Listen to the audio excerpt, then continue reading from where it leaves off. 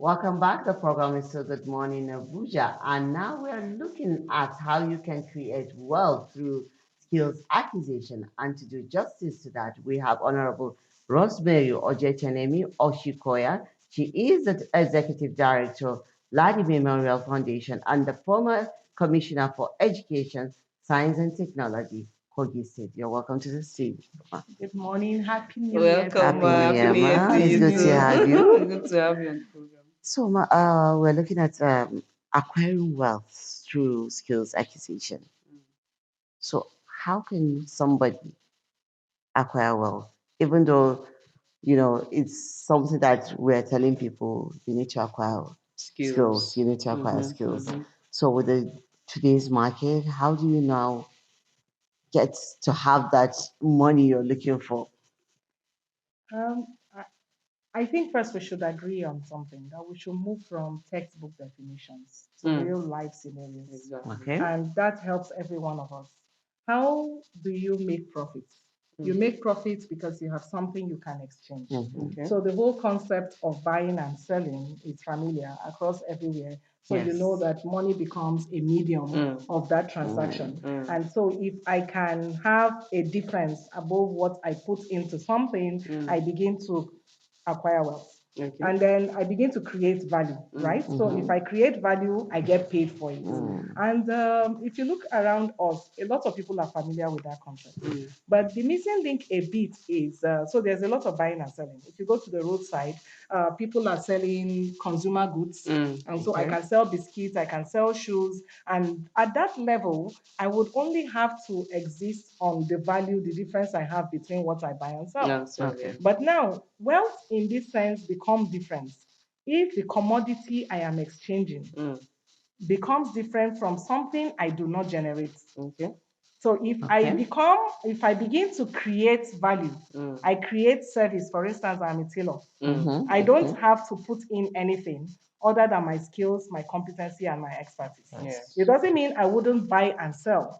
There will be an element of commodity exchange between me and other Like people, materials. but I can create a value.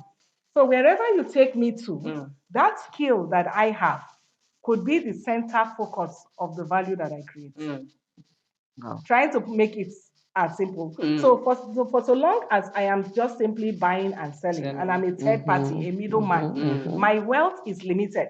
Okay. But the point at which I begin to create commodity, I begin to put skills, competencies, and services on the table. the one they are I looking move for. from just becoming a third party to becoming a creator. And I think that is the missing link. And that's where skills development comes in. Okay, so looking at skills now, you say we have, just as mentioned, fashion designer, we have so many of it. So before we go to our next question, I want to find out, when does it actually, because now you won't just tell, okay, maybe me, I can actually still learn a skill. When should it start? Okay, can everybody learn a skill? Yes, there's a Okay. concept we call lifelong learning. Okay. Lifelong learning, I have met a couple of old persons. If you grow up around old people in Nigeria, you know, a point come in our culture, in our setting, we think that learning ends. Okay. And so if I've been privileged to go to school and I have studied to be an accountant, or I have studied to become any of the fields that we have. So you find somebody who has studied mathematics and he feels the whole of his life. I say that because my first degree is also mathematics. Wow. So you will find at that point that the society sort of think that when you study mathematics, that's the end of you. You'll just become a teacher, you're sitting in a classroom, and that you could do other things, or the application of that skills becomes another one. I find something very interesting. The application of mathematics is in everything in life. Even when they say find others, is the find basis for X and logic find that Y. you have. So it's normal now common, you find that people have their first degree in mathematics and they have ventured into other fields that they want. They are accountants, they are lawyers, and they are all that. But how about creative skills? Because mathematics is the is the center of empirical sciences, is the center of measurements. And has it occurred to you that mathematics makes the best tailors? It's very possible because it has to do with calculation. So where does it start? I said that because if you look at primary school setting, you find from when a child is born, a child is like a blank mind. You put in everything you want the child to become. So a child can be everything given the right incentive, and depends on what you incentivize the child to do. So a child in primary school, in nursery school, we are familiar with that. Children are creative. And then you find that learning is arranged in such a way that you take them in skills development. If the focus is building, by the way, the philosophy of Nigeria for education is that at the end of the whole process of education, we want people who are well integrated into the society, people who are productive and they can help in creating national wealth. The sum total of Nigeria's philosophy of education. That suggests also that from when a child is born and the child starts playing in the kindergarten, in the crèche, what is the place of building blocks? And most of all those crafts we give. So the principle of teaching craft and teaching skills actually starts. But then what does somebody learn in school? In school, all we do is to learn skills. That's the sum total of what we do. We learn comprehension skills.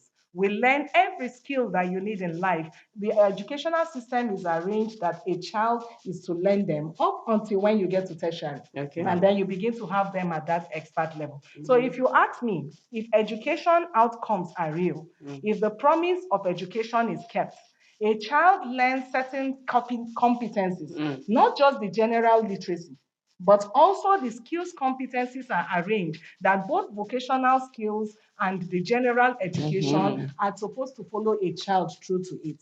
But if you ask now, and I've seen that a lot, and possibly for the past 8 years, as we have been working hands on training in people and advocating for skills competencies among people of all types. I have seen people who have PhDs, they have degrees, and they wake up someday, like some of us also did, and you wake up someday and you get tired of paying everybody to bake your cakes for you. Yes, some people are privileged because you learned it at home. It's assumed that girls do this in home economics.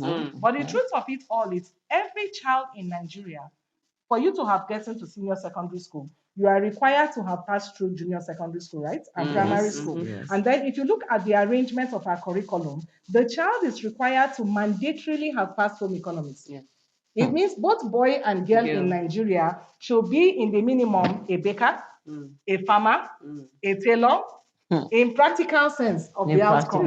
But then I'll leave you with the question. How many people do you know who conveniently can sit on a sewing machine? Because if we have done that, Nigeria should compete with India, Bangladesh, and all the rest of them, where women could actually produce garments for exports, and where we could create women groups. Our town's meeting will now revolve around work centers. If we truly are becoming the work groups that we should have.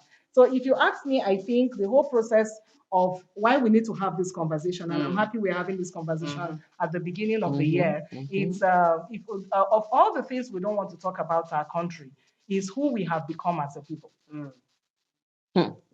Gladys, there's so much for us to learn. With all these skills now, we want to say, okay, is there a specific, because there are the ones that you say, okay, we maybe cannot actually create that wealth we are talking about. So are there specific skills that could actually help generate and create this wealth we're talking about?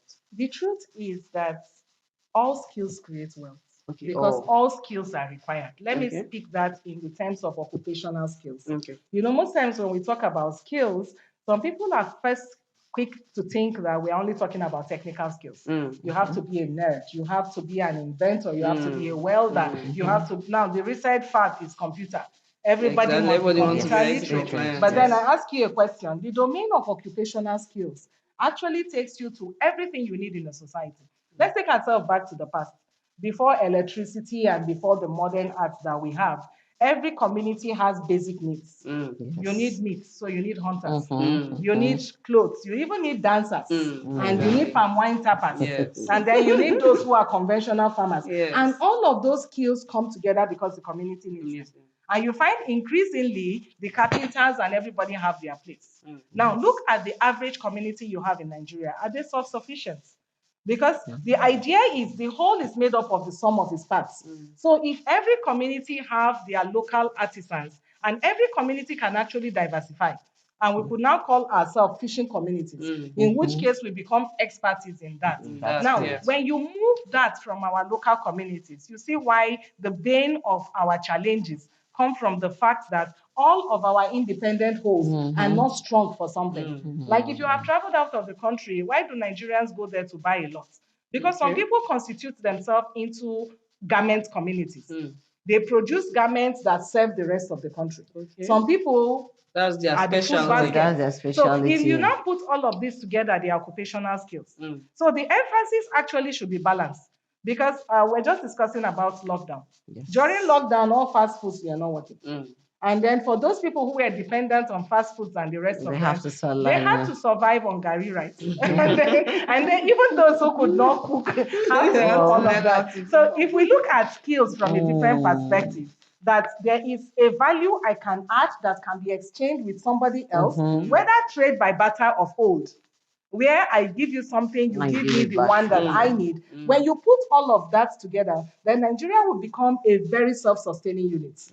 And so we'll begin to look at the scope of how many skills. You see, now if it gets there, I asked a question. This is a festive period. Yes. A lot of people have quarreled with their tailors, right? Do we have enough tailors for Nigeria?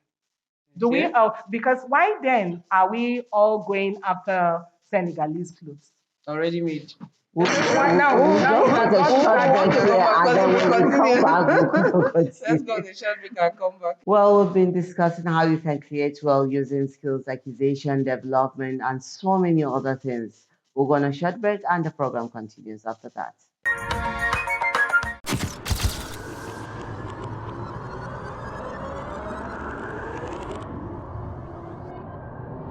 Good evening. Glad to have you join us. Thanks for joining us on Weekly News Wrap. Thank you very much for having me. And it is on that note we welcome you to today's edition of the program. I will celebrate creativity, lasting impressions. There's no book stating that this is the role for men.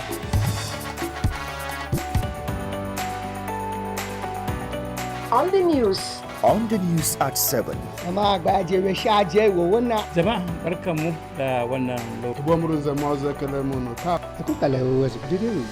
latest station, NTA Channel 5, Abuja. Would say have a lovely day.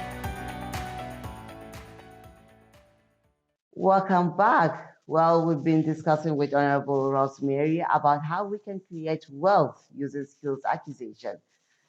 Well, you were talking about the lockdown and then how would we add Gary at that time? But then now looking at it, so in what ways does continuous learning and skills development impact one's ability to generate and build wealth over time? It's a new year, and a friend said something which I found very profound. Okay. And he said, first, appraise yourself. What skills do you have? And thank God this is January, and everybody is thinking of what to do differently this year. New Year resolutions. I think one of our New Year resolutions should be, what skill do you need to learn?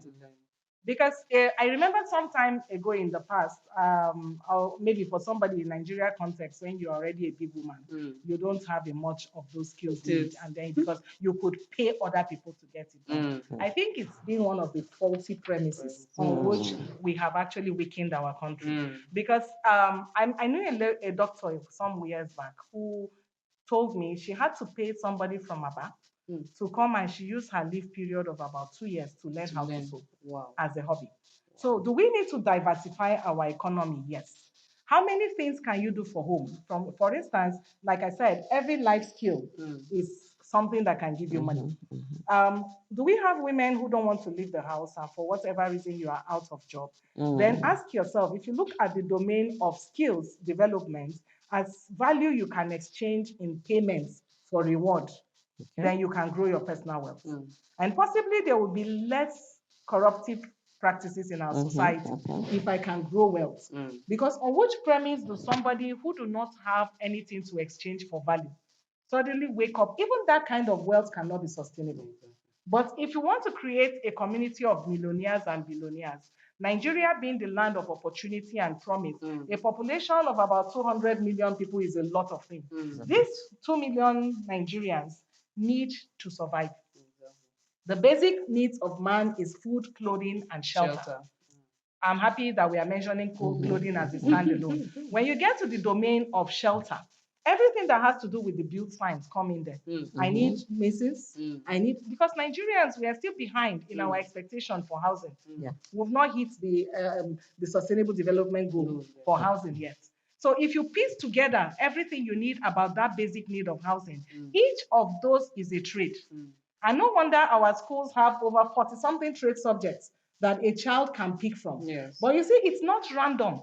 It's not about a school compelling all of you to do fisheries in a town that had no water at all. So if I live in Abuja and I live in main town Abuja, the big question is, if my school don't have a farm, why all the students compelled to do fishery? But if I live somewhere in Kogi, where I come from, and you have riverine communities, we could now begin to do a mapping of what skills do Nigeria have. And then we begin to incentivize some of those skills. And so you see, since lifelong learning is there, every Nigeria can acquire a skill, because every Nigeria can become a millionaire. Every Nigeria can provide food. Every Nigeria can provide added value. It takes us to the domain of standardization of skills.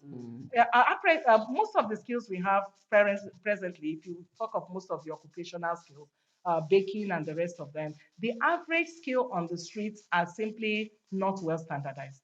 That is why the puff-puff you eat in my backyard will be different from the puff-puff you eat across the street. That's why the caterer that provides in your party can bring a meat that can break your teeth and had no better idea, because in our traditional society, you fry everything dry. Because of time, then how do we now balance it and get it right? A part of the way to get it right is by getting everybody to have this conversation on the table. And a bit of it is what we do by advocating and sensitizing and getting everybody on board. A lot of people will feel, how does this bother me? I'm not an educationist, I'm not in government. But it affects you because, one, when people around you are able to grow wealth, it touches on every part of the society. Yeah, Nigeria is a land of promise, and yes, everybody should contribute to the economy, but how? Let's take it at the basic skills. How many people do you know within your area of influence who you can encourage to become the future billionaires? Who should not come and become civil servants because there's no job in the civil service? How many people in schools? Well, I want to start with one. The National Policy on Education says that every school that runs as a technical center should have a production unit. Let's start from there. I was going to ask you, like, based on a competition some time ago, like, I don't know if that was your first or... Yes, it is our first. It was a first, okay. Yes. Based on the things that the person or the people that you were able to discover, from that point of discovering them, what now happens to them? Okay, interestingly, we had, I was just holding on to this. We had, as an NGO, we had an idea 2 years ago that the learning outcomes says that our law says before a child finishes junior secondary school, the child should have functional skills. By law, the only time a child should drop out of school, if at all the child should drop out of school, is junior secondary school. And by the time the child is leaving junior secondary school, the child should have the kind of skills that you can employ the child as an artisan. It means if I have shown interest in baking, I should have enough sufficient average developed skills competencies that I can work in a bakery. That specialization cuts across all the 30-something, 40-something skills that the child can be allowed to choose from school. And so skills is actually domiciled in our school because, like I said, home economics and pre-vocational subjects are a sort of government's way of saying, let's teach them skills. What we did in the pilot school sewing championship, which was piloted in FCT in 2023, is the fact that we said, since garment making is part of the home economics trade subject, and it's one of the easiest to deploy, and food and clothing is a basic need of man, because we Nigerians, we are stylish. We like to dress up every other time. Can we see how well children have done? That's one side. So when you do a skills competition of that nature, you are seeking for talent. And I was telling you, the most remarkable individual for me there was a 12-year-old called Thank God. Thank God is a 12-year-old from LEA Nare in Karu. At 12 years old, this boy in primary school could use all the sewing equipment. Wow. He could use industrial sewing machine. He came out the overall 10th. Wow. He won the award of the most distinguished contestant out of 1,096 students that participated. Outstanding. But now, we found a lot of lessons during that. Number one, a lot of schools are not having equipment in their schools, which is normal. We are familiar with that. A lot of students actually do not have competencies in garment making.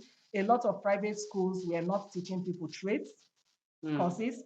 And in fact, only one private school made it into the top 54 that were harnessed for all of them. Wow. But what thrills me more about that championship, and I want to thank NTA, because NTA is one of the star promoters of that program, particularly NTA Channel 5. We thank you so much for that support. But you see, what was amazing is that for a championship that held in every of the area councils on the 1st of April, and a 6-day boot camp, we found at the end of the championship that over 1,000 garments was produced by these contestants. Wow. And now, is that not wealth creation? So it means, number one, that we could actually have innovations like the sewing championship that help to incentivize young people to develop skills which the nation needs. So a bit of that is government realizing that we could turn some of our idle assets and we can begin to groom wealth from the point of where children begin to know I can earn value. Now, for that child who produced about 6-7 garments from the beginning to the end of the boot camp, times 54 of them, what do you do with them, like you have just said?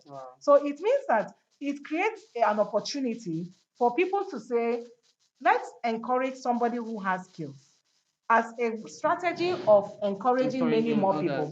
So someone like Thank God could be picked up. If at 12 years you have that skill, who is giving you scholarship? You may not know anybody. That is true, especially most people who you find through that. So it's opportunity to say one of the ways that the nation can actually jumpstart this is to pay more attention at talent hunts, like the sewing championship, to pay attention to schools competition, schools exposition, because it means silent people who may not have access. Imagine, and you need to thank all the traditional rulers in the FCT, because we met with all of them at their various levels, and they were going to their villages and telling everybody there's a competition and we want the cup to come back home. Thank you I so think much, those ma. are I some of think we what can we just need to create wealth around need to call us. her back again. Run out of time. We can just go on and on and on and Seriously. on. Thank you so much for coming on the program. Thank you And so it's much. always a pleasure having somebody like you here But to teach us how we can create wealth using our own skills. Yeah, but I know Thank you she so has much. final words. Your final words to everyone. The final word to everybody is we have opportunity of doing a national sewing championship in 2020 across all of Nigeria. Do something that would create wealth for the individuals and help jumpstart wealth creation for us as a country. So we should all look forward, including you, Aisha. We should all look forward to going to discover I can bake, right? that skill. You know I can No, bake. but this one is that you should sew. You have to learn how to sew. So you keep I'll looking think good. about that one. Let Thank you them so know much, you ma, do. for Thank you coming for on the coming, program. ma. Thank you. Yes, ma'am. So the program has been us talking to Honorable Rosemary OJOCHENEMI Usikoya, and we've been talking about creating wealth through skills development. And she has really told us a whole lot. You are not too old to actually learn a skill. Like whatever it is you want to learn, no matter what the skill is, you can learn it. You can do it, and it will help the nation become a better place. We'll go on this short break, and after that, the program continues.